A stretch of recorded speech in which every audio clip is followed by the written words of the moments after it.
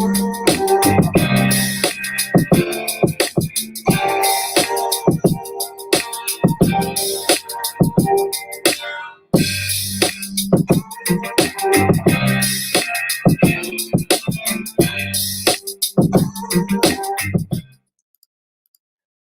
up, my good people? What's up, my good people? What's up, my good people? We are back. A short break is back.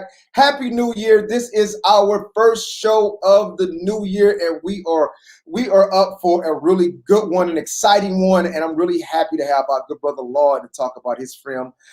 It's going to be dope. It's going to be a good time, and I'm so excited. So, with that being said, we have to bring up our lovely, talented, amazing co-host who has to make a move real quick. So we're going to throw her up. Here we go. Hi.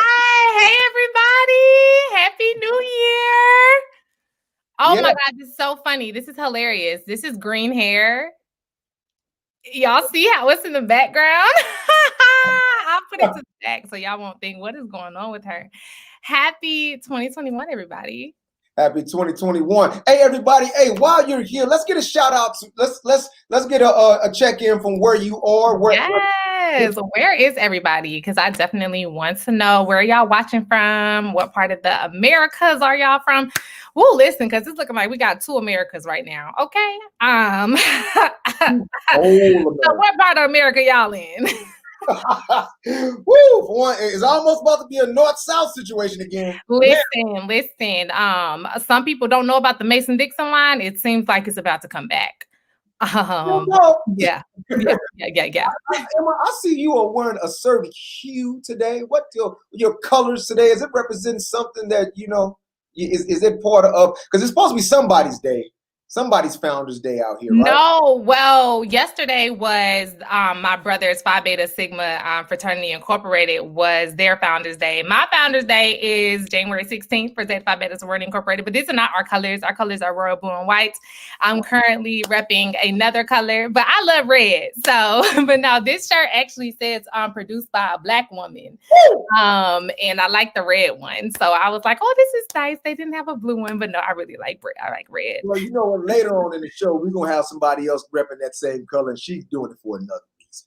But we're gonna get to that later. So yeah, my good people, let's check in. Let us know where you're from. Let us know where are we in Brooklyn, or we in New York, or we in South Carolina, North Carolina, we in DC, Washington State, London. We international around here, man. So we gonna, we really appreciate our check-ins and our folks. We want to see where our family at. This is our first show from the top of the year, so we gotta get into this year real smooth and real, nice, Yes. I like those braids though.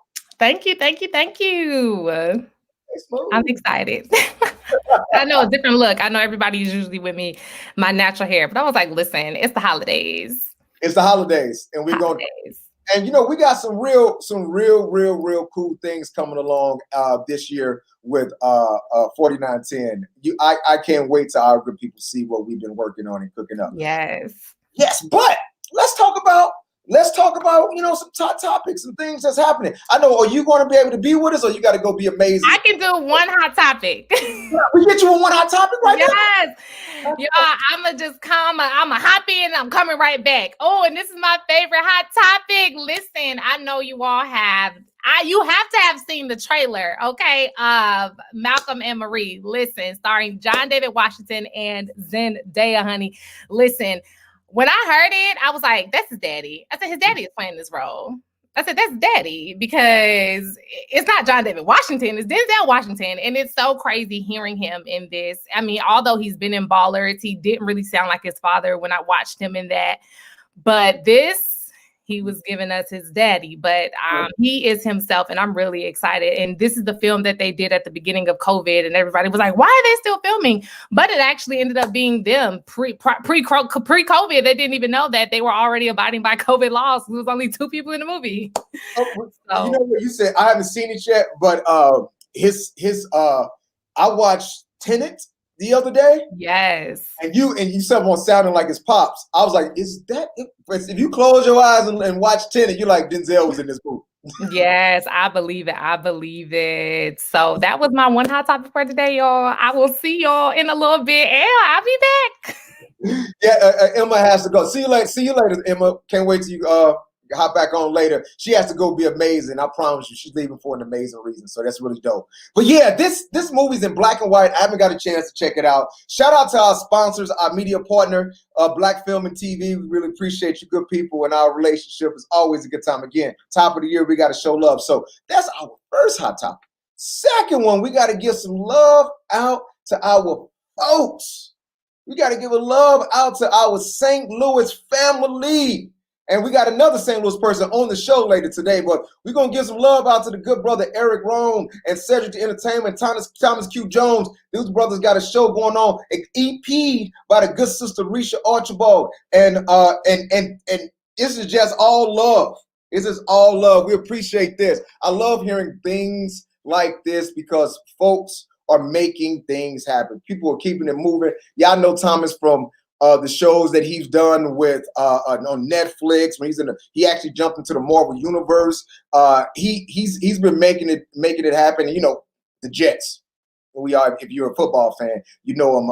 You know him from just Gang Green and pounding that pavement. That man's a beast. And these two St. Louis luminaries, Cedric and Eric. These brothers are great. Shout out to Eric Rome. That's a good brother who's always had his line open for his St. Louis brother and sister who's in the entertainment industry making things happen, and said always there making moves. So shout out to them. Shout out to Risha. She's getting things done. Risha's also part of the team that's going to bring us Target St. Louis Volume 1 that we'll be putting out real soon, our documentary that focused on secret chemical testing on poor St. Louis residents during the Cold War era.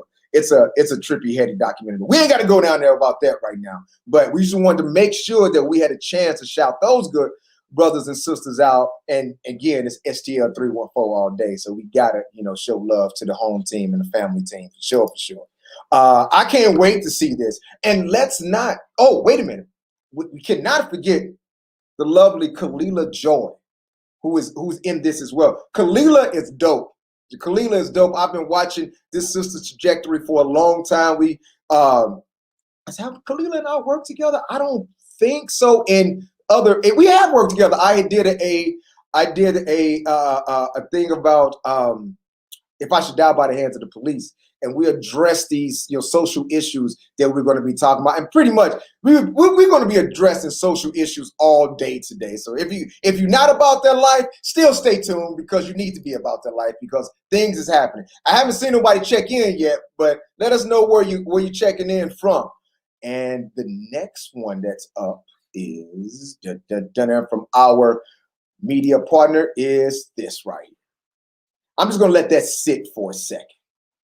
Banner year for Black women directors. That's amazing. I'm really happy and really proud that this is happening. This is coming to the forefront. And I kind of want to toot a short breaks horn. We're about 21 episodes in at this point, and we are proud to say that we are about even when it comes to our filmmakers, half and half. We've had half male and half women directors, and that's what we're about, like pushing the line, pushing these people. It's about the art. It is about the art, and we have to have diversity and inclusion in every situation because that's what represents. That's what's representative of the world.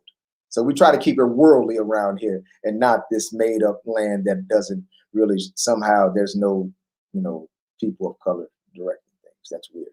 But we're making it happen. Oh, we got some people who's checking in. We got New Orleans in the house. Shout out to Nia. Thank you for checking in, Nia. We have Kathy from LA. We got Los Angeles jumping in. We got LA. We got New Orleans. Keep them coming, folks. Keep them coming so we can see our folks that's jumping in. You know what? Without further ado, I'm going to bring up our director. Our person, he's director, writer. This good brother Law. Law, would you come in and let me see if you got something to say about some of these topics. What's up, Law? How you doing, brother? Damien, thank you so much. Good to be here. Man, thank you for coming. Your film is so important, but we're going to get to that a little later. I was so happy when I was able to see this film, and I was like, this film has to be on the short break. It has to be. This is everything that we're about. So you got any thoughts about this, man? You know, this one that's up right now, this banner year we're having? Yeah, I mean, man, I think it's amazing. And you know, I'm hoping that it's not a fad.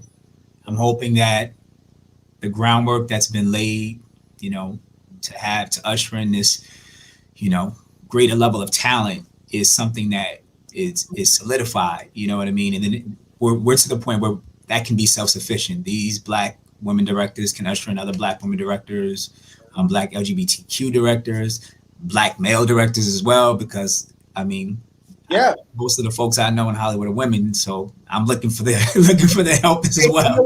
Me too. The women are really infiltrating the executive boards of things right now. And you know what we do know about women? Well, sorry, not what. What I do know about women is that women normally, from my experience, include everyone. Mm-hmm. When they get in positions of power, they don't just hold it for their crew. They kind of level out the playing field. Kind of like in American politics. That's a good segue, you know, because look what Stacey Abrams did. They jerked her out of Georgia, and she jerked them out of the United States. That's right. You know what I'm saying? I love it. Thank you. Thank you very much. And she leveled the playing field, and look at what we're able to do. Got Biden in there, and so we got to shout out. I shout out to our Black women in particular. Love you, and thank you for making this happen, because it was a banner year for Black women directors, and let's keep this going. Let's keep our Black women executives. We can, because those are the people who usher in everybody. They don't have all these hang-ups that a lot of our we're just gonna say male counterparts do have, especially the ones that is not in the culture or not looking to be inclusive. They used to go in and to level the playing field. Wait a minute, I gotta give a shout out though real quick to the sister. Look at Numa. Got the sister Numa that's doing her thing. It was some real D Reese over here. I mean, this is Virginia. I cannot wait to see one night in Miami. What great things, right? Yeah. All right, we got some people checking in with your brother. Boom, check it out down there. Says shout out to Law.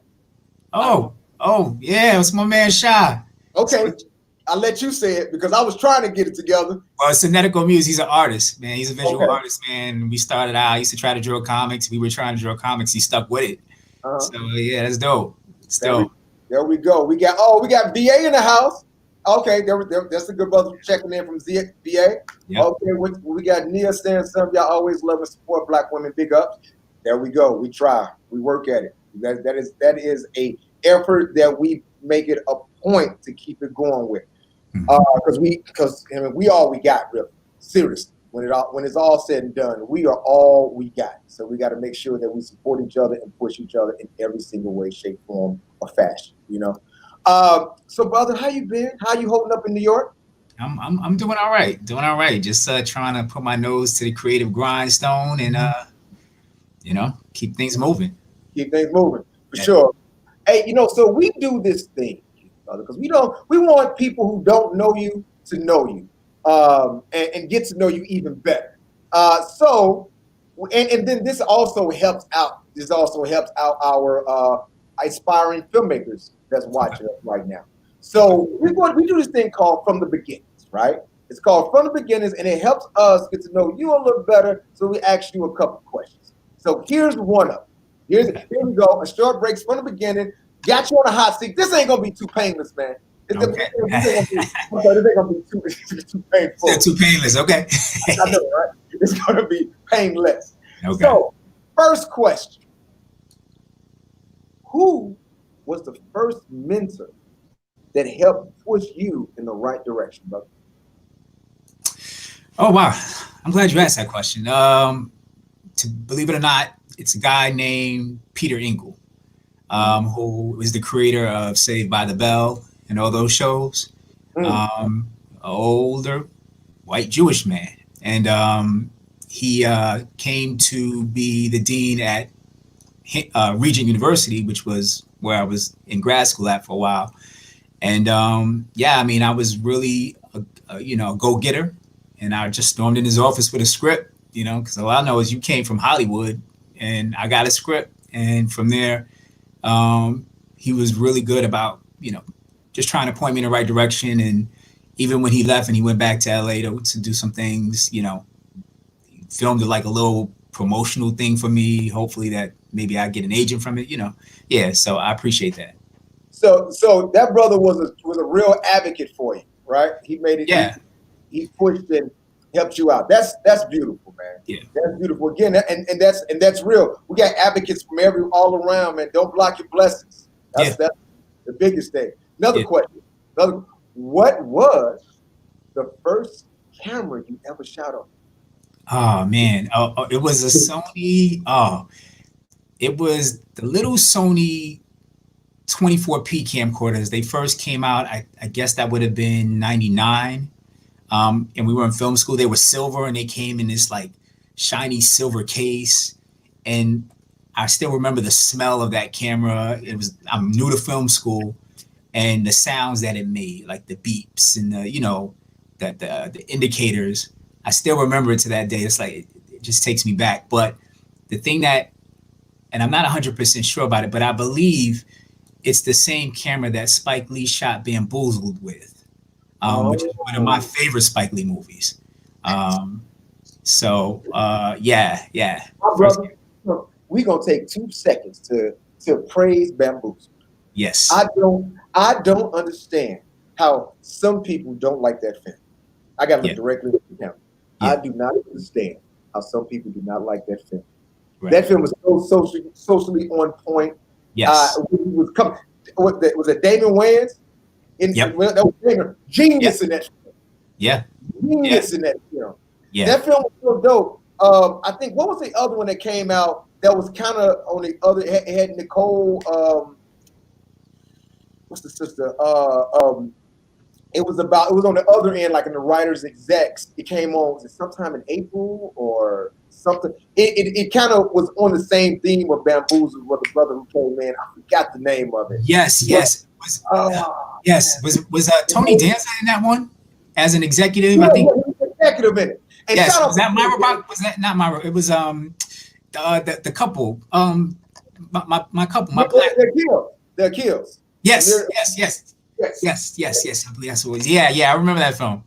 Yeah, that's how good Bamboozled was. I think it inspired another film. Exactly. It was Bamboozled was hard hitting. It was unapologetic. That, in my opinion, when they talk about the filmography of Spike Lee, I don't know how people just don't include that as one of 100%. 100%. And to me, as a student filmmaker, because that was like my first year in film school. Like, I was like, yo, like, it was artistic. It was what I aspired to kind of do. And that kind of storytelling is still evident in what I do. So, yeah, that man told a story from his point of view. And I appreciate it, because I think that's what every artist should do. You tell a story from your point of view. And once it's out to the world, and it has its own interpretations per the individual who's watching it and consuming it. But as long as you get your point of view out, your art out, your messaging out, what you want to do, then you're true to yourself. And I appreciate Spike for that. And that was a really dope film. We got a couple more people jumping in. That's our game. Yo, our YouTube people. I know last year we get a couple feedback that we wasn't giving shout out to our people that's watching on YouTube. Shout out to our folks that's watching on YouTube. How y'all doing? Thank you for watching. We appreciate it. You know, that type of thing. So we're gonna hit you with one more question, brother. You ready? You okay? I'm ready. You ready? Okay. Let me get to it. All right. Which one should we go? You know what? Well, when did you realize you were a director, and how did you get the money to film your first short film? You know, it's funny. Well, it was film school. So I can't say that I knew I was a director then, but I knew I wanted to be. Like, I know the evolution of like how it started. I remember being an undergrad at Hampton University. Shout out to my Pirates, blue and white. And I was a poli-sci major, and I'm about to leave, and I'm worried about my future. So I was going to go into teaching because there are no jobs for political scientists. And I saw The Matrix that year, and I saw The Matrix again and again and again and again. And I wanted to do that. So I knew the only way that I could do it was to go somewhere where they were teaching it, and I managed, you know, to find a film school.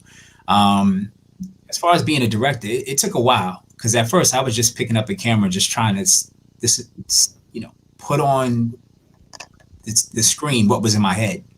And I didn't know whether or not that was just a director or what. I was just trying to say, this is what I want people to say. This is where I want them to go. This is what I want them to look like. But yeah, the director thing was a journey. It was a journey. And the money to film the first thing was just, you know, really was no money. You know, you're in film school and you, they give you a camera and some lights, and you just grab your buddies. And they don't even ask you for craft services when you like 20. You know, they don't expect anything out of you. They just want to be on TV. Yeah. Hey, man. Shout out to that independent hustle. You know, I shout out to that independent grind, man. Yeah. Look, was that bad? Look, it wasn't bad. Most people aren't that interested in me, so I'm happy. Actually felt good to say some of that stuff. Good stuff, bro. Hey, you know what are those swords behind you? Yeah. Those are my swords. I got a couple over here. That was like my thing, you know, coming up. I was like, I want a screenwriting room where I can like put all these swords. You know, I used to collect them, have nowhere to put them, and my wife would be like, "You're crazy. Where are you gonna put those things? I don't want them in my house." So I got a little cave. She didn't want them in her house until the apocalypse possibly gonna come. Now yeah, exactly. See, she doesn't watch The Walking Dead. I do. So yeah. So you're like, yeah, we good. I promise you. We can run out of bullets, but we're gonna run out of points and Dyson, baby. Yeah, exactly. That's what's up, man.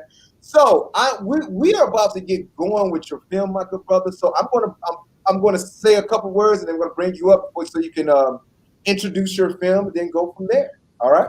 All right. Sounds good. All right, my good people. Hello, everyone. Again, A Short Break is back, and we're really excited to be back for this year. We have some really good films coming out. I know we kind of spoke about the project that our St. Louis counterparts are making happen. We have actually a director, Geno Smith, who's going to be coming up and showcasing one of his shorts, and he's also directing in that bounce show that's being produced by Cedric the Entertainer and all those good folks. So we're making it happen over here because we want to highlight and showcase our good filmmakers and all those type of things. So you are at a short break if you don't know, and we'd like to look at this as the intersectionality between the audience and filmmaker. What we like to do is have the filmmaker give us a commentary of his film after we all watch it. So we all get to sit back, get comfortable, and then we're going to run this film, and then after the film, we're going to run the film again, but we're going to put it in silence. And then that's when a short break begins, when the director and ourselves and the audience can ask questions and have, you know, a real dialogue about what's going on, kind of like sort of an old school DVD commentary where we can have a warm discussion. So we're going to bring up our good brother Law so he can say a couple things before we start his film, and then we're going to hop right into it. So Law, what would you like to say, brother? I just want to thank everybody for tuning in. I want to thank everybody who supported the film. I want to thank everybody who appreciates the message for the film, and I do hope that it resonates and that we can really have a serious discussion about what the next step of justice looks like, or, you know, for better or for worse. What could it look like if we don't, you know, have the change that we have been protesting for all summer? Right on. Okay, so without further ado, here we go.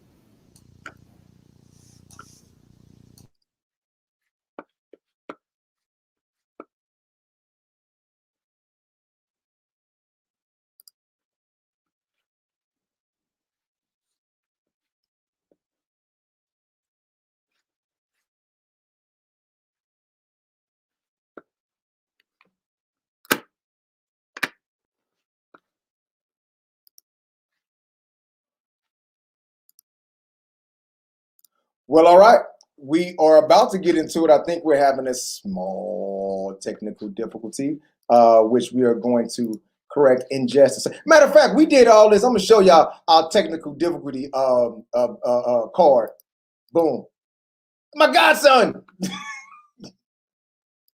Give us 1 second, and the film is going to start in just a second, my good people.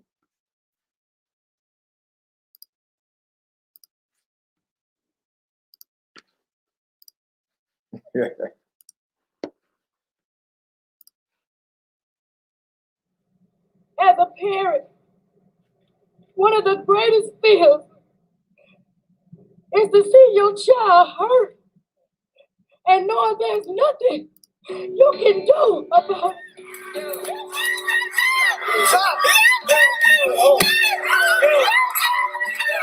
District Attorney is pushing for change to the legal standard for the use of lethal The force. DA feeling his hands are tied and not being able to charge the officers involved in a pair of deadly police shootings. The district attorney announced today that his office would not be prosecuting the police officers, saying the shooting was justified. The county DA says police officers were justified. We're justified. It's justified. Justified in shooting and killing a 15-year-old after a high-speed chase. We say they got a call. Yeah, it's terrible, but what are you gonna do? Barry, look, I'm catching it from both sides here. But listen to me, it's easier to deal with the media storm now than to deal with the long-term memory of the police unions. Yes, we are not gonna prosecute. Yeah, don't worry about it. But I'm announcing it after the holidays. Because I don't want to deal with the stress during Christmas. Yes, Councilman. I'll take it. Yeah, Councilman. Merry Christmas.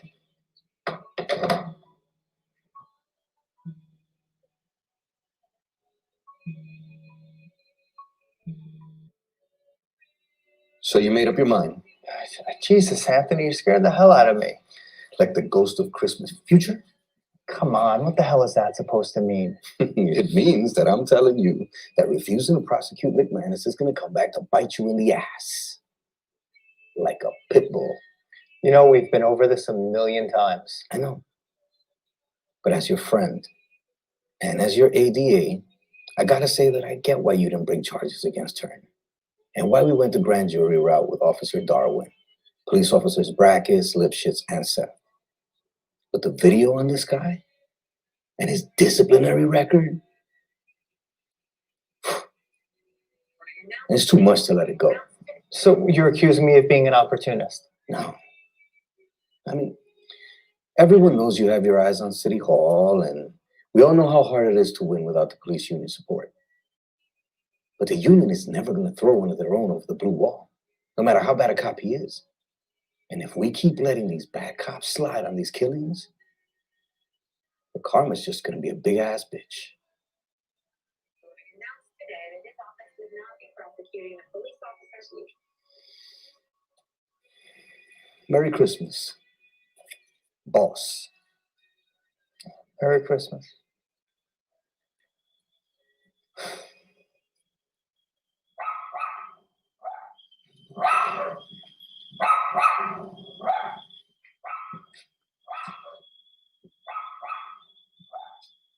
Hey, I'm home. Dad, Richie.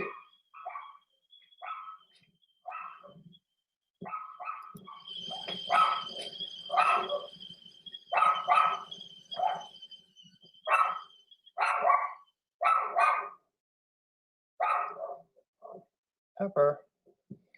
Hey, who put you in your cage? Dad.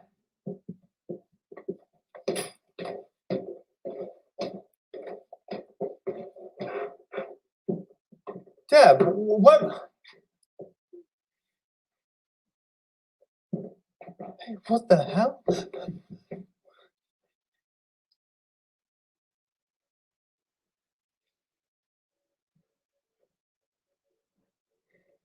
Hands up, don't shoot, huh? Take whatever you want. I have a safe. Whatever you want, take it, it's yours. This is what it's like to be on this side. But the body cams never really convey fear. Not like this. Please, don't hurt my family, I'm begging you. Mr. District Attorney, I'm not like them. The people you protect. I wouldn't shoot someone who's looking at me with the same fear and powerlessness that I see in your eyes right now. Ma'am, if I've done anything to offend you, I'm sorry. Just Okay. You think I would be here right now with a gun, putting my life at risk because I'm offended? Because my feelings got hurt?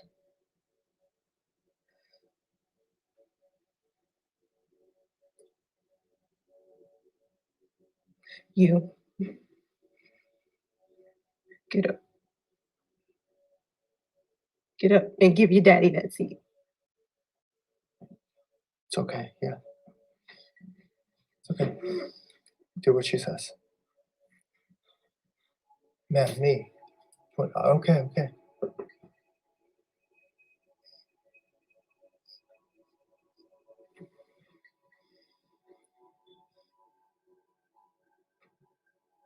Ma'am, listen to me. Obviously, someone you know was killed by the police. And you feel like I should have did more. Tell me who the victim is and I'll look back into it. I'll reopen the case. Ma'am, just tell me who your son is.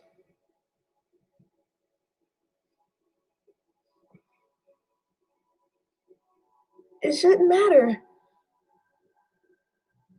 Please. No, sir. It shouldn't matter who my son or my nephew or my husband or my brother was. What matters is you didn't value his life enough to prosecute the man who murdered him. When the video shows the same fear in his eyes that you got on your face right now. You.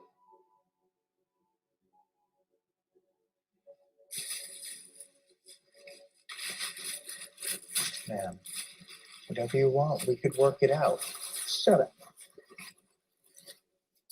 Just tell me what I could do for you. Here. What is that?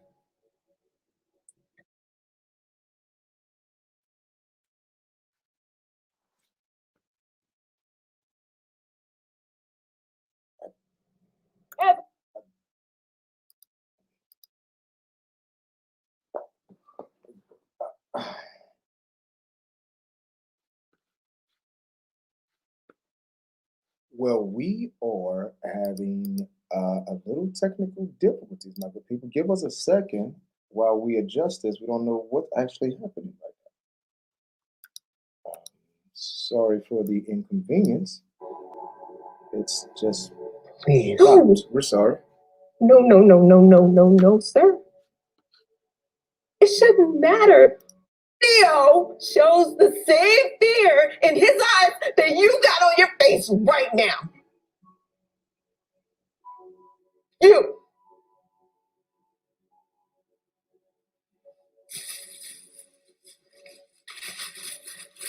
Ma'am, whatever you want, we could work it out.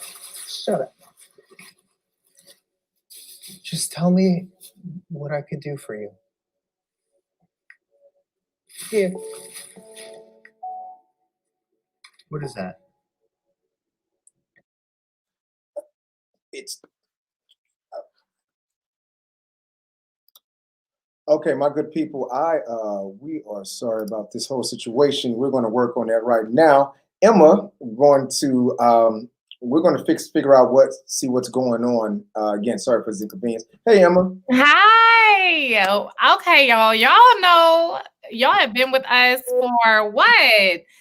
Almost, I want to say we was trying to count all the episodes, but we're gonna say this is our 20th episode. So we're around that time. So y'all know good and well, we always get through all of our films and we having a really great time.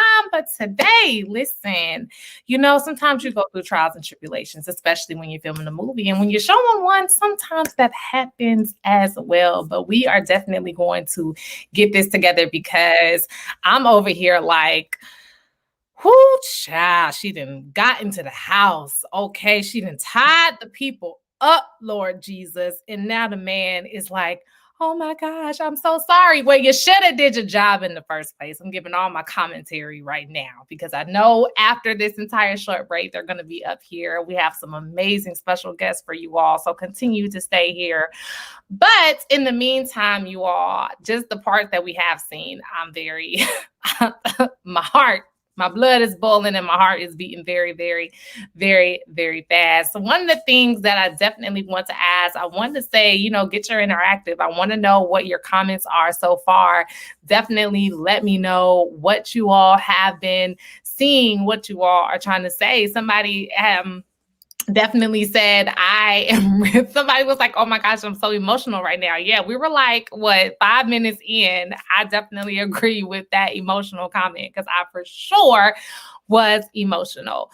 How has 2021 been for you all? As we know, a lot of the things, you know, has already been happening. So with us watching this film, it is definitely something that is, you know, is of the time, which is extremely sad. I know I think I was writing something the other day as to like, you know, the fact that it's 2021 and we still have to, you know, go to these extreme measures. There are people who have, you know, done things like this.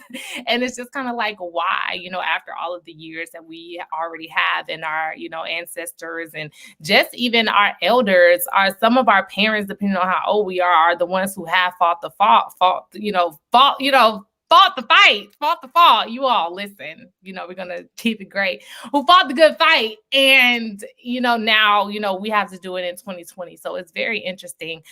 We have Nia Week says, this is so real on so many levels. And that's one thing that I'm just like, whew, like this is real. Like I don't see this as something that cannot happen. And it probably should happen more. We might get some things done. But the fact that your personal life has to be threatened for change to come about is horrible. Why do I already, as our people and my skin color, I'm the one who has to be scared, you know? And it's like, no, if you just do your job and if justice is justice, that's a whole nother thing. Nia, you can talk about justice.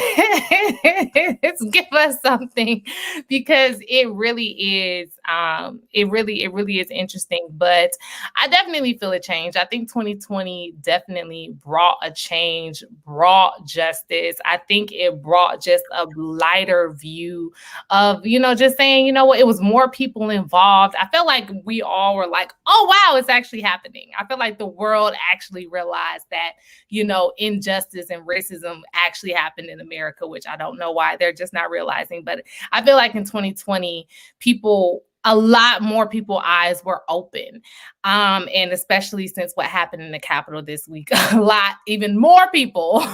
It was this like tweet or notion or something on how the new generation was, you know, tearing their parents off. Like, why are you all going into the Capitol doing this? Because, you know, the younger generation, they're more into, you know, we need to have justice. While a lot of the parents are the ones like, no, I want to go back to, you know, the old school ways. Nia says, I know this is the conversations that DAs have about cases. Man, so much to say about that. Listen. Yeah, that's real. And I appreciate you, Nia. I appreciate everyone that chopped to staying with us. We apologize for the inconvenience. We just don't really know what happened. We've adjusted, but we are ready and set and ready to go with the film. Again, my good people, we apologize for that inconvenience. And here we go again. Again, we're doing a live show, so, you know, things happen. Here we go, my folks.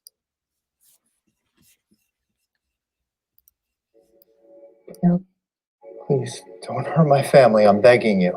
Mr. District Attorney, I'm not like them, the people you protect. I wouldn't shoot someone who's looking at me with the same fear and powerlessness that I see in your eyes right now. Ma'am, if I've done anything to offend you, I'm sorry. Just Okay. You think I would be here right now with a gun, putting my life at risk because I'm offended? Because my feelings got hurt?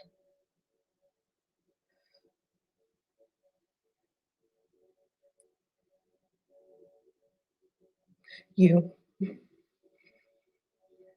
Get up. Get up and give your daddy that seat. it's okay, yeah. It's okay. Do what she says. Ma'am, me. Okay.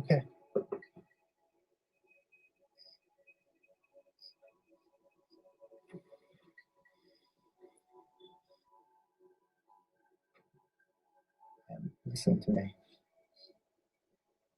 Obviously, someone you know was killed by the police. And you feel like I should have did more.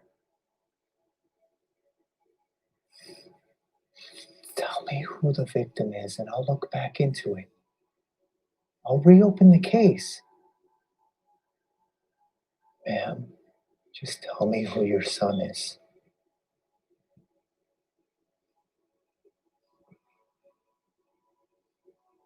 It shouldn't matter. Please. No, sir. It shouldn't matter who my son or my nephew or my husband or my brother was. What matters is you didn't value his life enough to prosecute the man who murdered him. When the video shows the same fear in his eyes that you got on your face right now. You.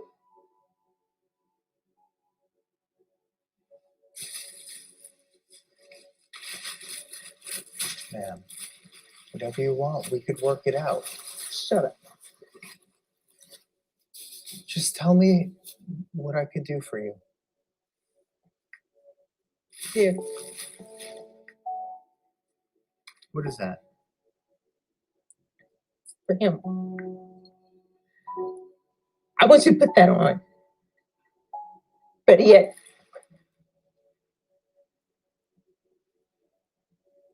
give it to your daddy and have him put it on. What's this for? Put that on his face.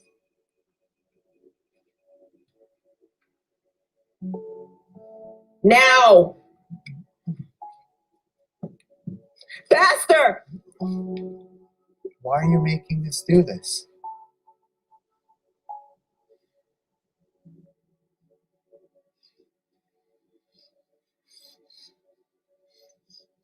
Faster.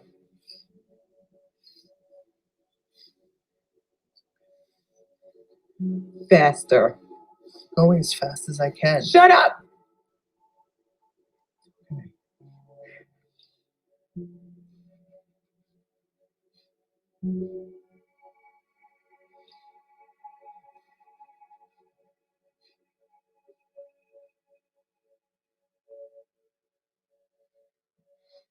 That's enough.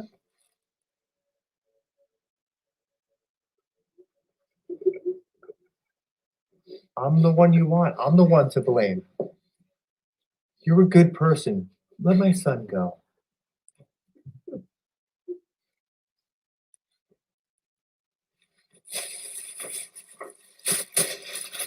Now, put that sweatshirt on.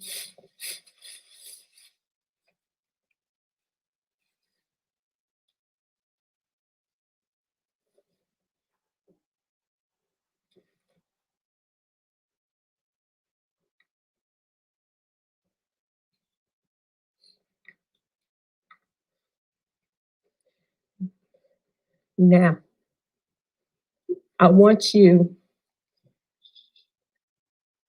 to take those ties and strap his wrist to the chair like you promised.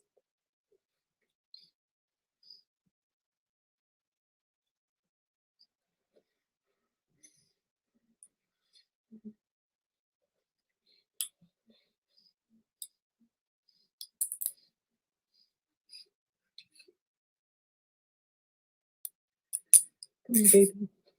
Get up. Stay away from my son! Shut up!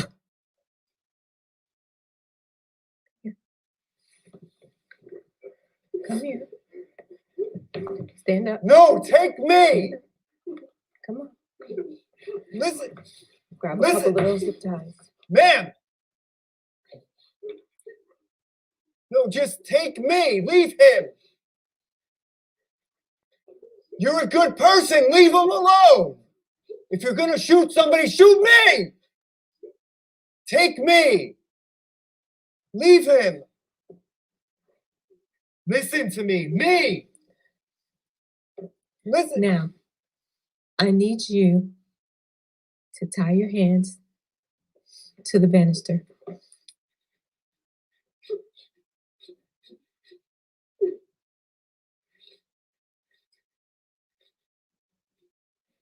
Just leave now. We won't call the police.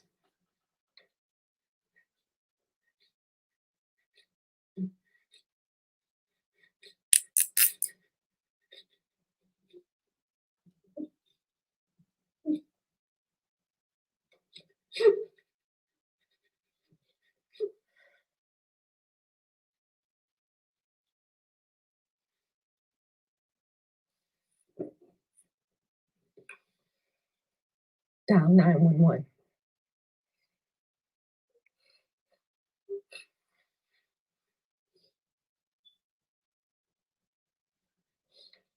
You're making the right decision.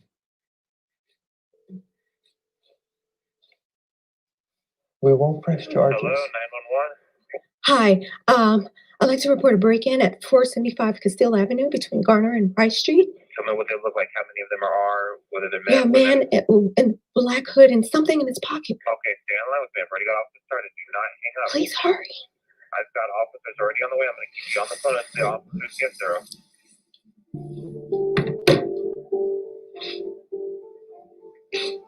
I'm so sorry.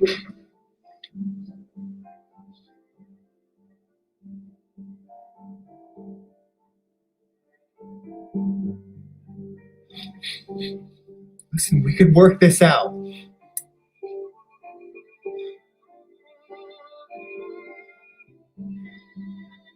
Wait, what are you doing? Why? Just because I fucked up doesn't make it right!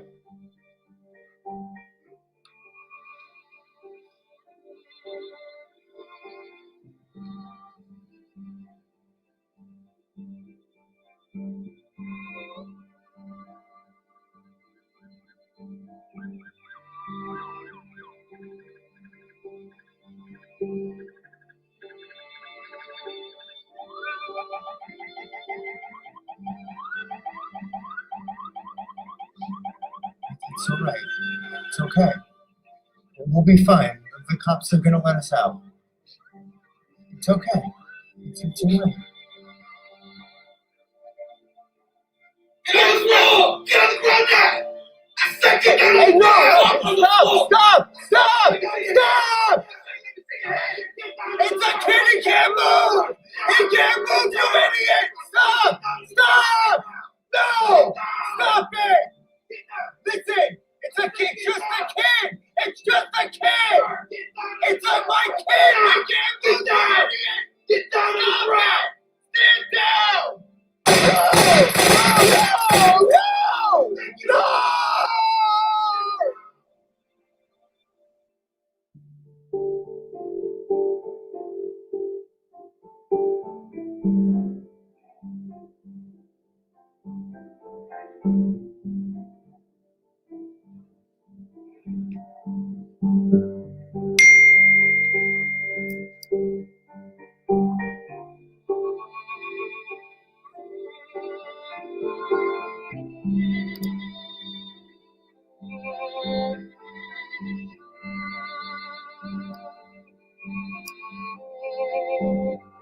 Law, my brother.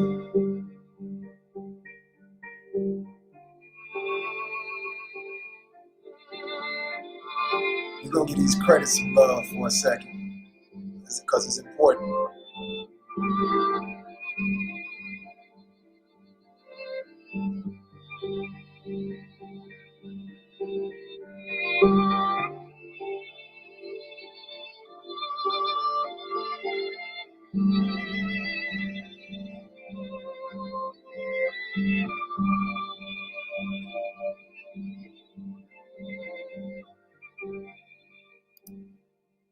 My good people, again, we want to give our apologies to the good brother Law and his film. We had technical difficulties, but we got it worked out. So just wanted to make sure we said that again to you. Wow, man. Wow. Yeah, wow, bro. So, man, we got a lot to unpack and a lot to get into because I even saw some zip ties that we just saw on national news a couple days ago. So yeah, this is going to get good. So we're going to jump to this. So, my good people, this is a short break moment that we spoke about earlier where we replay the film. And this time, hopefully uninterrupted, which you will be because, you know, it just will. And we're going to sit and have a conversation. And Law has his cast with him, and people that were part of the film he's going to bring up with him as well. So we're going to get going, and we're going to get started on a short break. And Law, how you doing, brother? I'm doing all right. I got a couple questions for you off the rip. Technical questions that I want to speak to you because you handled this like a true auteur. The film, like your angles and your and some of your shot selection was so on point. We got to bring. Well, we're gonna. We're just so on point. We're about to get started. We're gonna bring up our co-host Emma J. Emma, hey. Hi. Hey, Emma. Hey, everybody. There we go. Wow. So we're gonna get started. Without further ado, we're gonna start a short break. So from the beginning, bro. First, would you like to bring up anybody, introduce anybody with you that you have with you? Yeah, I do. I have, I believe Genia, Lear Morgan is here, who plays the Black woman in Mourning. And Jamie Ragusa, I believe, is here as well still, who played Mom, tied up, the district attorney's wife. Yes. And I think that may be all we have. No, we have one more, brother. We have one more. I'll pop them up for you. Bye-bye. Oh, Kostas Paragios. Okay, now, yep, that's our district attorney. Okay, now we're about to have a discussion. Now we cooking with grease. Now we're cooking with grease. A question. It started from the introduction. First, I love your graphics that you have on there. I love how you put your.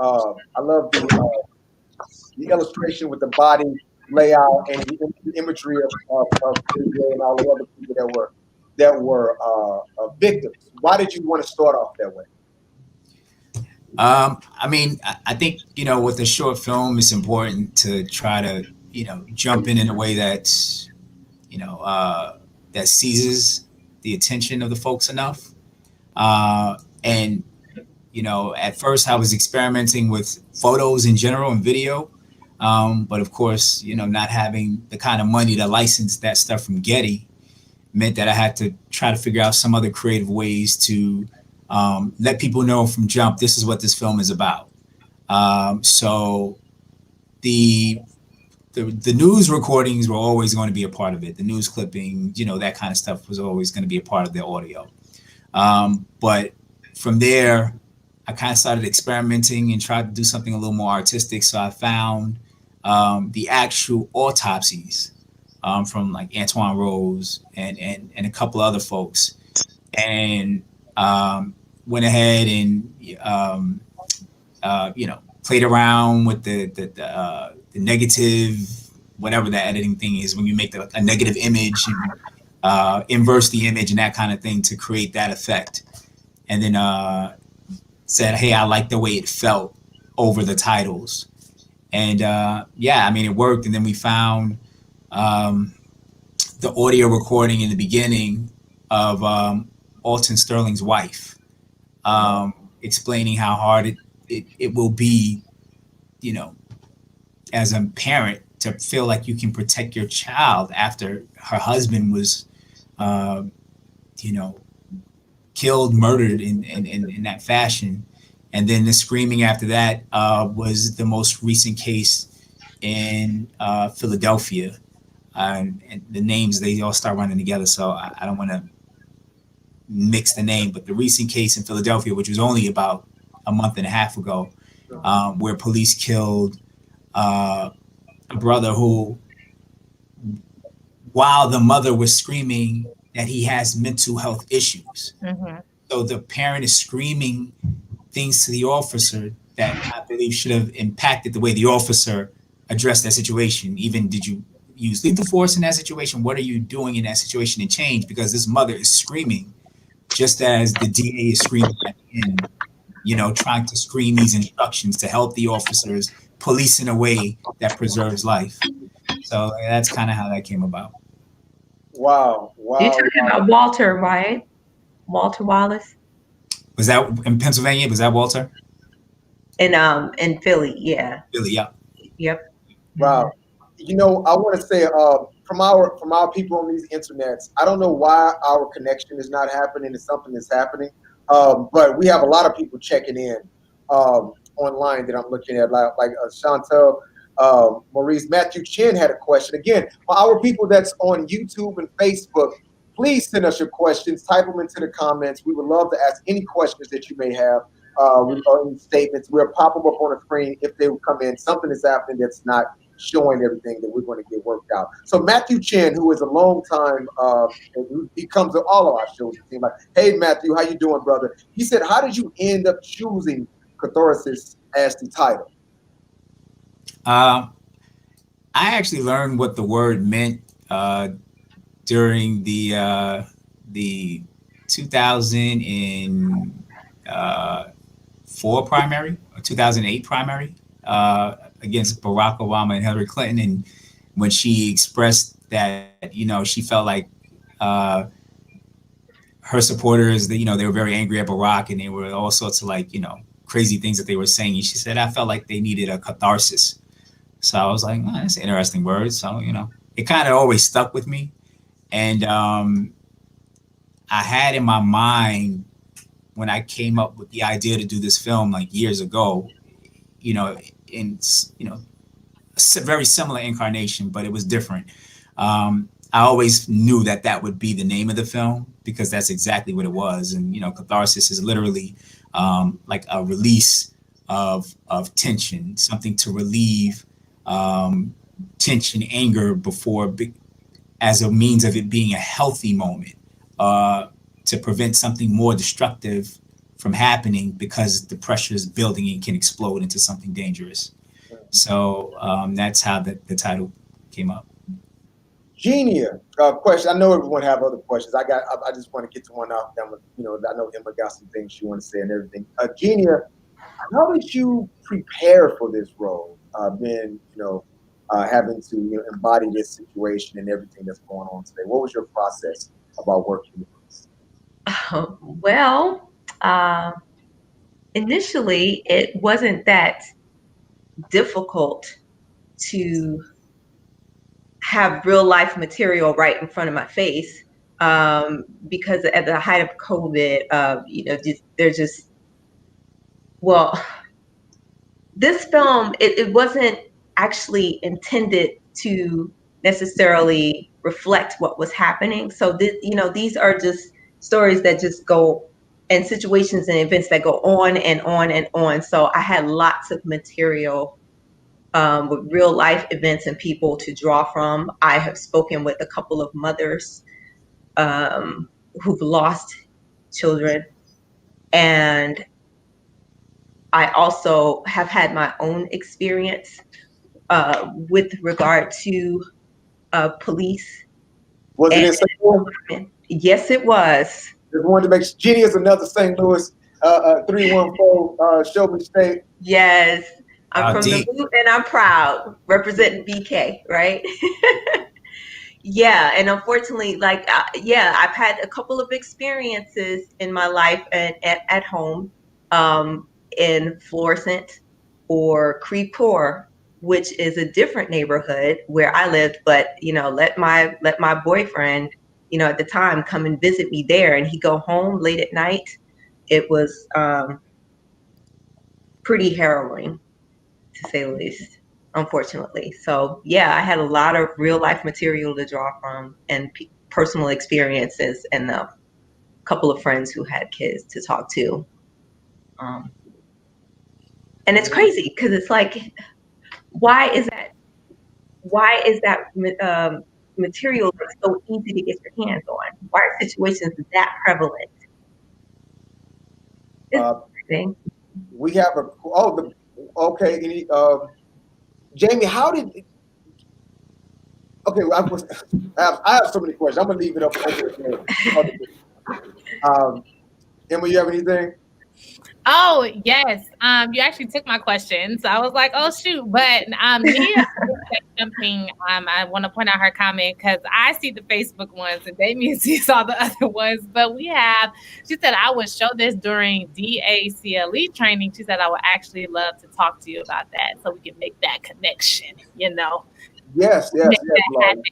And my question to all of the actors, we can actually start with Jamie, is was this, I know this was released in December, but did you all film it last year? Yes. Okay, so my question is, how was it for the actors filming during COVID? How did you kind of prepare, and after that, how was that? Now it's like, oh shoot, I'm actually have to film during this new thing that's happening. So how was that for you all as actors?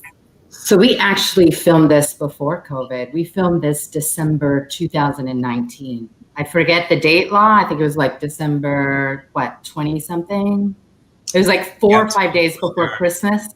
Yeah. Yeah. But we did actually have a couple of scenes during, I would say post the height of COVID, but it was still like a heavy compliance, and there was an officer and something happened, and Law banged it out and got his certification. So not only is he a writer, not only is he a director, he is also COVID certified.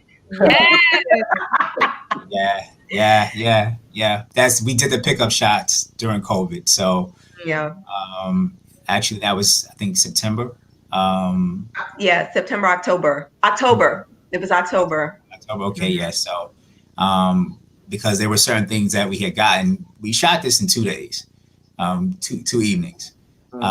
So of course, with a crew of 5, and the actors, like major productions, you're going to miss something. So there were a couple things that we needed to connect the dots in order to really sell the film. And, COVID meant that we couldn't do it. And I know at one point I had hit my, actors up, because I'm an indie filmmaker. I'm like, let's grind it out. I'm like, hey, it's May. COVID's been around for a couple months. It looks like things are getting better, right? Let's just go get together. And mind you, I was still stuck out of town in Atlanta because I could not get back home to New York after 3 months. Yeah, Kostas and Jamie were, politely, maybe we should wait till after. There's rules. One of the questions I do have is for Kostas. With you, wait, let's unmute you. But with you being a non-Black male and having to be a part of this story, how did you prepare? And have you ever been a part of any stories that dealt with, police brutality and Black Lives Matter, or was this a first for you? One of my first plays was a soldier story, and so that's the only comparable role to this. And what was the other part of the question? Sorry. Oh, just how how do you prepare for it, since you are not a Black male? How did you prepare for this type of topic and being in this film? The first question to myself was, why would this guy do that? Meaning the DA. What would what would supersede the humanity of his job? And my answer was because he was ambitious for his family. So everything got pushed to the side. And I looked at it from just a very single-minded person. I didn't, why this guy would do what he did. I didn't think much bigger than that, because ultimately it's one person making a horrible decision, and just, for his own greater good, really. I mean, that's it. I love that. That is such the actor answer, and I'm over here like, yes, I love it. Beautiful. Law, what did you shoot on? I'm gonna get a little technical. Right? What was it that you shot on? Because it's beautifully shot, and I got to say, your shot selection really helped progress the story. It was nothing that was lagging. There was nothing that I felt like it melandered. It was really everything you chose served the story in a very intentional way. Appreciate it. So shout outs to my DP, my long-standing DP, Mario Concepcion Jackson, a Master U. Shout out to the Garveyites, because he would want me to kind of So we shot actually on a Blackmagic Pocket Cinema Camera 4. And I as soon as it came out, like Mario was always the top, like, Law, we should look at, try to get, money, we'll get the C300, and I'm like, nah, I think, Mario, you this good. I think we can get a Panasonic AG, whatever, and you can do it. So I'm always like trying to push him to the limits on that. But I like underdog stuff. So, everybody was, kind of like looking at the cannons and things like that now. And I forget what's the new big thing. Of course, the Red Dragon and, Okimoto, those things. But I was like, nah, I like this camera, and I can afford the camera. So that was a big part of it. Like, what can I afford to not have to rent? I don't want to rent too much. I want to see what we can own afterwards and continue to do more. So yeah, we shot with the Blackmagic Pocket Cinema camera. The LED lights I have, and China ball lanterns and practical lights. You don't need much a lot of times, especially when you have a location like you have to set in a house or in one room. Them China balls make things happen, especially here's an indie tip, my good people. The China balls make it happen, especially with people of color, because it wraps around you so nice, and you can really get a good even tone and bring out your people's performances. And you had zip ties in it, and it was so funny that these zip ties are such a point of this situation. Jamie, did you want to say something? I thought I saw you.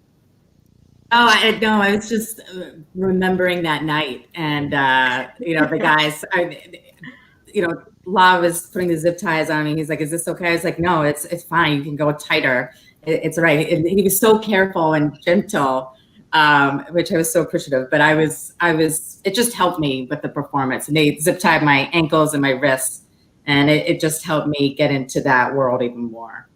Yeah, you were emoting. I saw tears coming down, the gags, and I was like, "Oh, she's in it." That is what's up. And what we see now, or the zip ties, is kind of like it's a pivotal point in this guy's case that broke into the Capitol, that insurrection that just happened in D.C. Right? It's like, y'all hear about what he said his reasonings was about the zip ties? I didn't hear.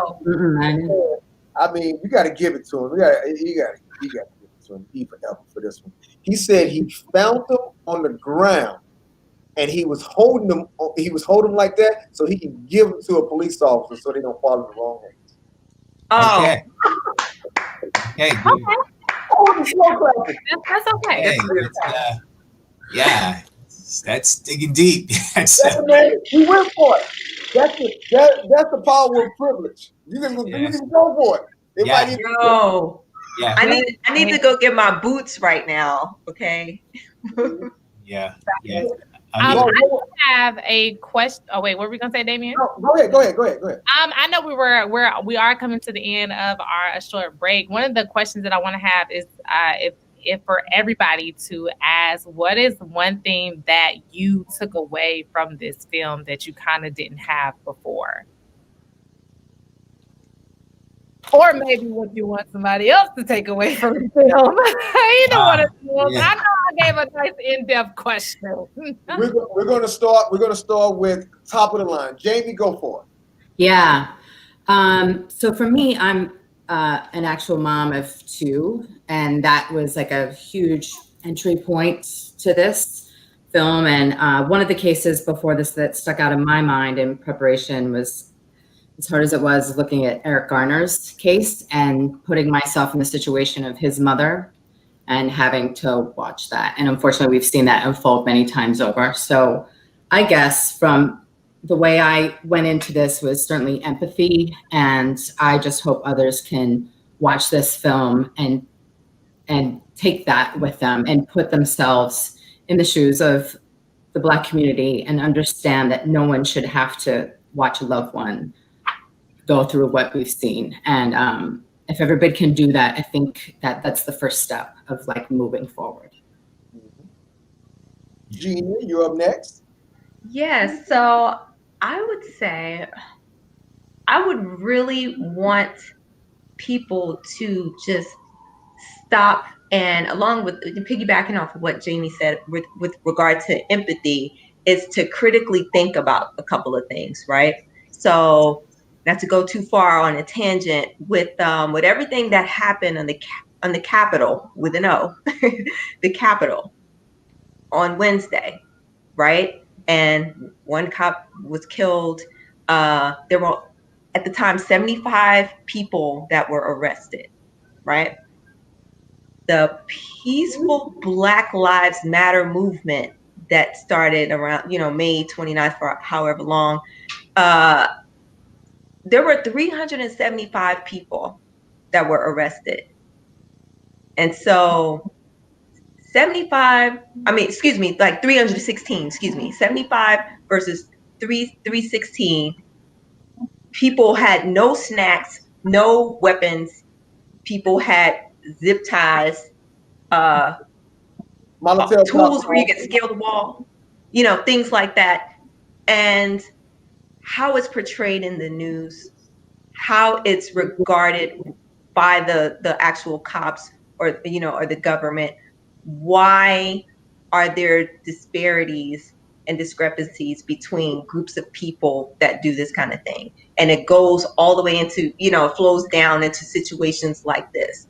Why are there differences? Why is it not, why is there no sense of justice, equal justice across the board? And just to think about it, and you think about it and you're empathetic, and don't just say something. Say something, be inspired to say something. When it ain't right, it don't look right, it doesn't seem right, say something. And then that, I think, will inspire solid action. Okay. Across the board. Kostas?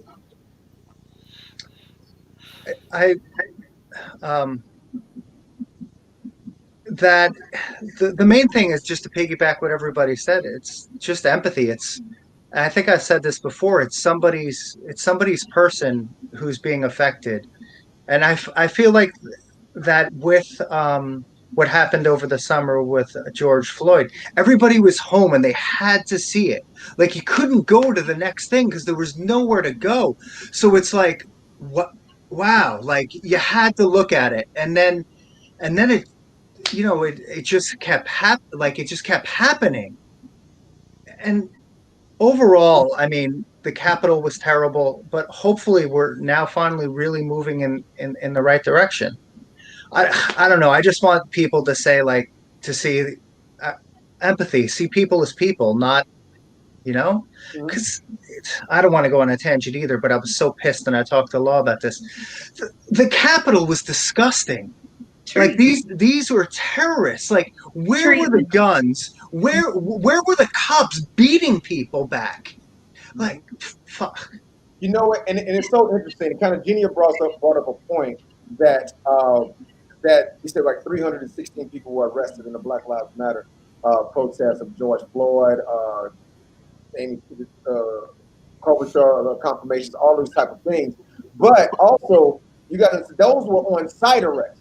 They wrangled these people up on site, arrested them, and sent and took them off. Now, these people had the privilege of being able to leave out, go home, get with their families, and then possibly be brought to justice. Possibly be brought to justice. You know, so it's such a stark difference to how they treat one group of people and the other group of people, which is disheartening. And I'm assuming that's kind of that energy and that vein is why you wrote something like this, Law, that really kind of addresses the disparity between how a certain group is treated and another group is treated. Could you go into that a little more with me, brother? Yeah. I mean, to kind of like put like a little string through all of it, in talking with my DP, Mario, we always have these talks about, you know, the things, these sorts of killings that we see in the media. And the last film I did with my partners at Tyler Street Films, Jack and Tiffany, shout outs to Jack Manning III and Tiffany L. Burgess, was called Flipped, where we also examined in a way, the racial disparities in the way that we're treated and how would you feel, this empathy. And in that film, we were trying to take a very direct, but a very, I don't want to say a softer approach. We wanted it to be impactful, but it was like very smooth in the way that we, you know, at the end of that film, you come out saying, oh my goodness, yeah, that is how I would feel.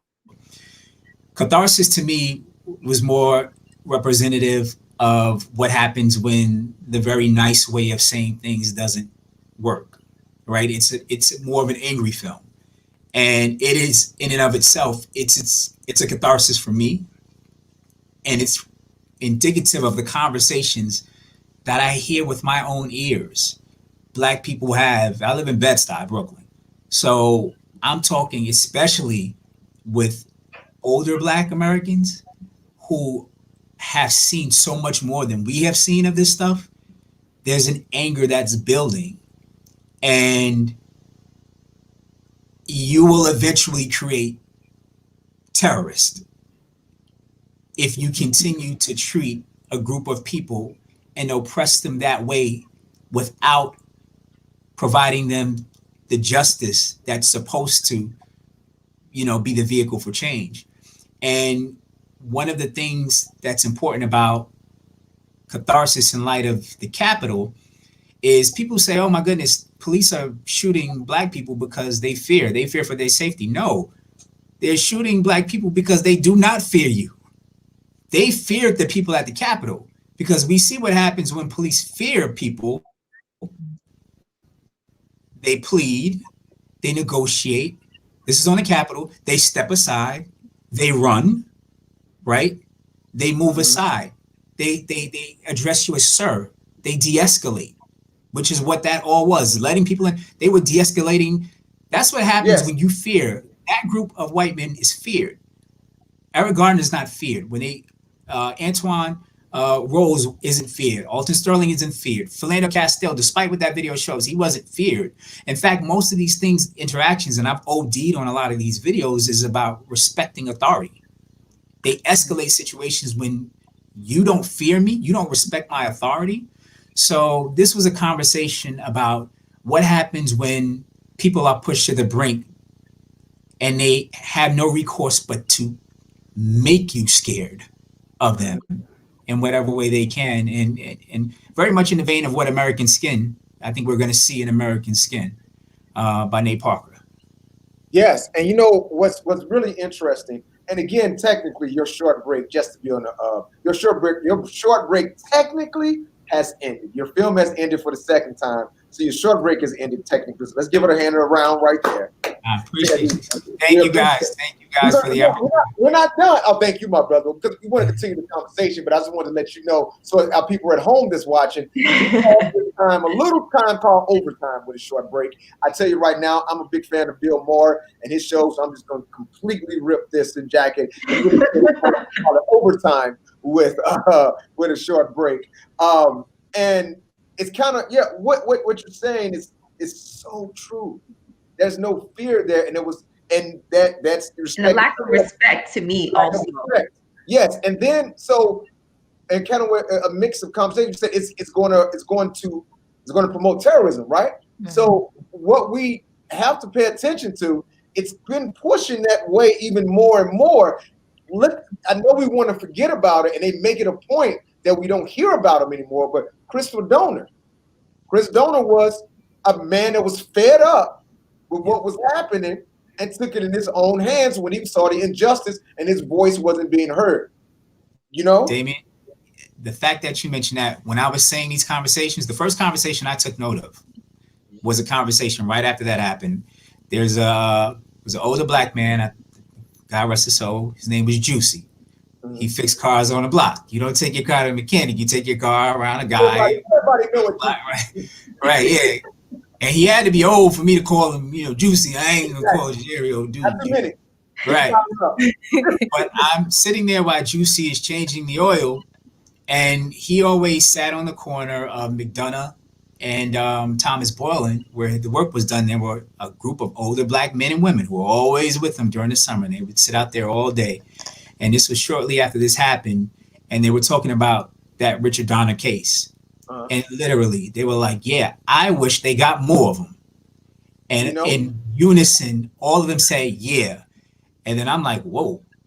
And then one of the black moms was there, and she began to explain and then started tearing up like, yeah, because I remember I was in East New York and my son had just got shot, and we were in a gas station, and the police came and they pointed guns at us, and it was myself and my only son that's left, and the owner is telling them that it's not them, and they would not listen. They just kept pointing the guns at my son, and I just lost my baby.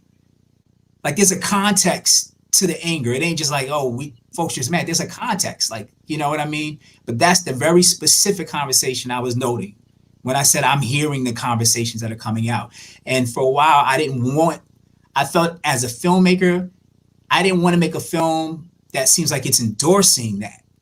But then after a while, I was like, it's irresponsible, because as long as we don't make films because we're scared that it may be perceived that, oh my goodness, they're endorsing that, then they're never going to know that people are talking this way, and it's just going to happen in a flash. So I'm like, no, now you need to know that people are through art expressing to you what they're hearing on the ground. And now you have the ability to make judgment calls about how do you change and how do you shift that dynamic. So I think we did our responsibility as artists in making this sort of thing. 1000%. It kind of brings me to what you just said, made me think about something that Lauryn Hill said on her Unplugged album. She wanted to come out with a song called Rebel, and she said she held out. She held that song back for a while because it was right after the Abner Louima situation. And she thought that if she put Rebel out at that time, it would have instigated more issues and more. And now I would love to ask Lauryn, if I had the chance do she think that was the most responsible thing to do? Because if you're just to the point of what you're saying, if you don't address it, and the way we're supposed to address this through our art, because if it's not being these isolated issues, like we wouldn't known about Trayvon Martin if the internet didn't exist. If no one, because that case was happening for a while, it picked up through Twitter and it picked up through things like people were bringing more, highlighting it more. But if there's no voice, it's 1,000 Trayvon Martins, it's 1,000 Mike Browns. Yeah. It's 1,000, and we have to use our art as artists. There's a responsibility. I feel that there's a responsibility for us to portray the situations that's happening around us and things that the people are going through. So I applaud you for that, brother, because that's what art is meant for. To engage, enlighten, and challenge the status quo as well. We all have a good time laughing, joking, action movies and boom like that. And I like all those types, even your gangster films. I watched The Wire. It had a really good message, but Snoop and The Wire and Chris and Marlo, I was rooting for them. I ain't gonna like I wait, So I mean, you can entertain yourself, but there's also a flip side of that coin that you have to represent as well. And this is what you did with this film, and we definitely appreciate you for that. Is there anything else? I kind of got the shivers, Damien, when you mentioned Mike Brown again, and I'll never forget that because we're from the Lou and we're proud, right? 314. So when that happened, and I was working at, I'm still at my corporate job, and I remember when that happened. And I think I had an audition or something. And then I had to go into the office like we do to make the donuts. And I remember stepping foot into that office, and the nature of my work. So there aren't that many Black people, and very, very, very, very few, if Black women, mostly white, white men, Asian, Indian men in the tech department. And I remember stepping foot in there after trying to just go about the day as normal. I stepped into that office, and my supervisor at the time, my VP, I took 2 steps getting to my desk, and I just started bawling. And nobody knew what to say. They just were kind of like, because they, it was all over the news. People knew. And my supervisor, who white man, said, Genia, I can't say that I know, I know how you feel, but I understand why you feel. And I'm so sorry. I'll never forget that. And if we have that type of empathy, for each other, I mean, we'll be in a better place. I mean, I'm getting a little teary now because I'm thinking about that. And and I'm just like this white man, and he hugs me in front of the whole department. Mm-hmm. You know what I'm saying? And it's that kind of empathy, and just taking a moment, to consider what is happening, and then and put yourself in the shoes and just, say something. So when you mentioned it, I just had to share that. Yeah, very much so. Because I appreciate it. I appreciate you sharing that too. And it's funny. And speaking about and to like tie this in with that, it's like art helps out, but it can be like I still haven't seen Fruitvale Station because it came out at the exact same time that the decision that that they didn't want to go to trial for the Mike Brown case. It was the same day that the decision was handed down by the grand jury that they were not going to indict this officer that killed this young boy, unarmed Black young teenager, and then this movie came out about the situation at Fruitvale Station, and I just couldn't do it. I got traumatized by that, and I realized that I had slipped. My PTSD had just went crazy. I had slipped into a place where I couldn't watch any films that were of a heavy subject matter. And I love movies. I love them. I'm a cinephile. I couldn't watch any foreign films. I couldn't watch anything. I started watching animation movies.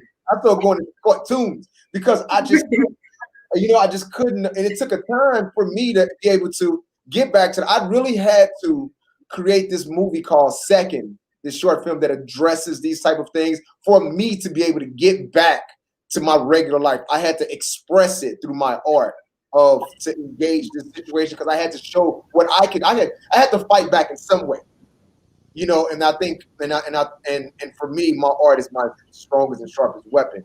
I'm getting things, putting out what I need to do, so I can understand those. It's an unfortunate situation, but this is the world that we're in. I would love to hear any thoughts, any closing thoughts from you, Jamie, or Kostas. Anything you would like to add in to the conversation? Kostas, I'll go because I understand. I picked both of you. Kostas, go ahead. Yeah, I was just gonna say, I feel fortunate to be a part of a good story. I think as an actor, you want to be a part of a greater whole, and I feel like Catharsis gave me the opportunity. So thank you, Law. Thank you. Yeah.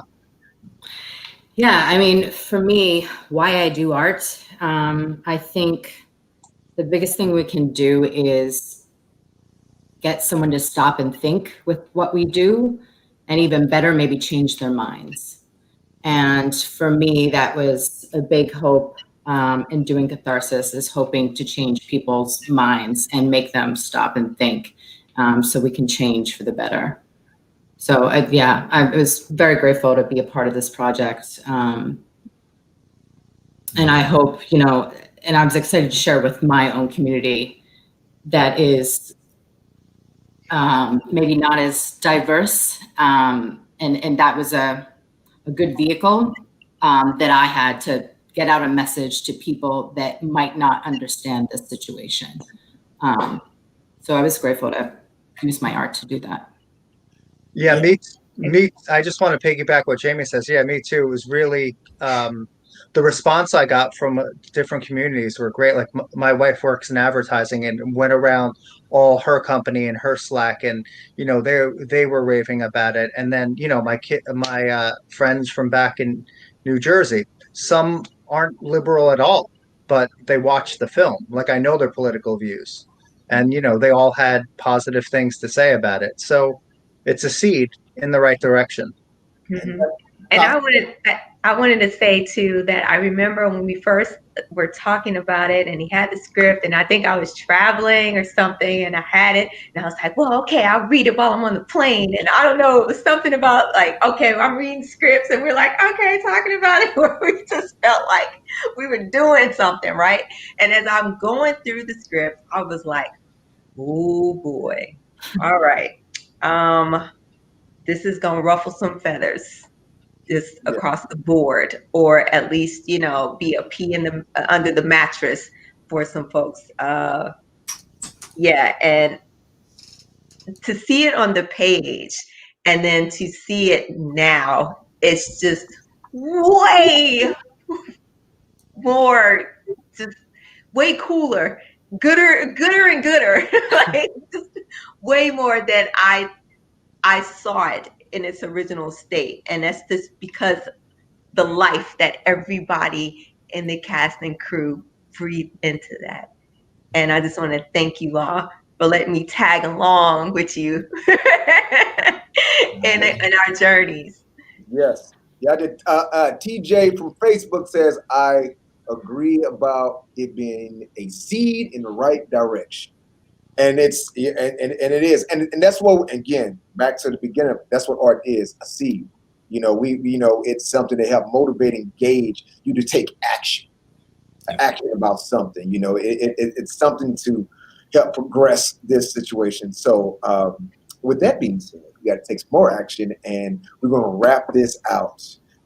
Again, I want to say before we leave out, before you good people leave the screen, I want to say again, we apologize for the technical issues that we had. We really don't know what happened. It happened twice too. Not to just download the film, because we have a QC check before it, and it was working perfectly. Yeah. It was fine. Yeah. That just shows resilience, tenacity. No worries. I mean, I appreciate this platform. I appreciate what you're doing to help voices like mine get out. It is tough. We talked about that a little bit.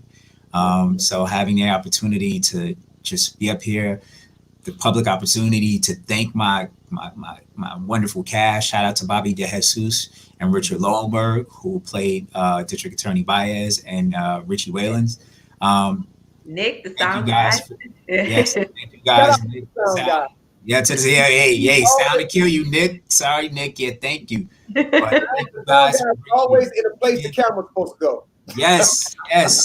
No, it all came together. And again, for bringing your authenticity, your talent, and thank you guys again for this platform. I really appreciate you both. Thank you. So dope. Round of applause. Oh, thank you. Thank you, guys.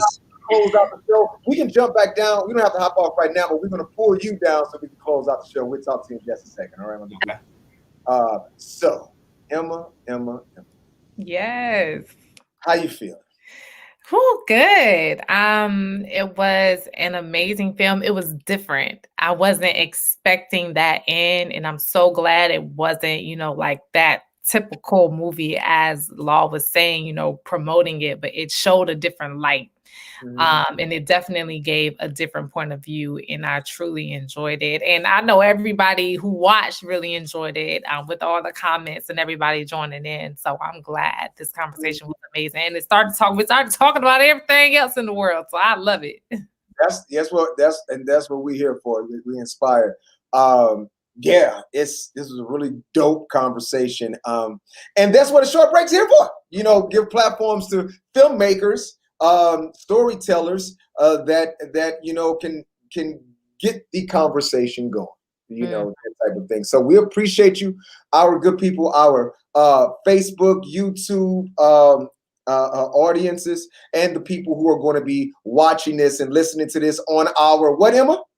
Podcast. Make sure y'all subscribe wherever you listen to podcasts. We're up there. Be great. Check us out on Spotify. Search A Short Break, and you'll see us. You'll see we're right there, and then you can watch these episodes on YouTube and on Facebook. And then we got some cool things coming up. And next week we're gonna have a filmmaker that none of us have never heard of and have never seen or ever even heard this person's voice, Damien D. Smith's film. Oh, wow. I'm excited. I've never met him before, so I cannot wait to see what he brings. We're going to highlight one of my shorts about that. And we're going to have some of our cast and things together. So it's going to be fun. And then after that, we got our good brother Gino Brooks, who's going to come in and do his thing. And we're going to, circle back to some of our hot topic issues, because Gino is a director, writer on the new show that our good brother Sid and Rome and Risha, who is putting this one together as well. So we keep on pushing over here at the Short Break, showcasing independent films and mostly people of color. We haven't had a short film of a non-person of color, have we? I don't know. We might got to work at that. No. Bring in one. I don't know. We haven't. I don't know. We got to figure this out. Peace, my good people. Thank you.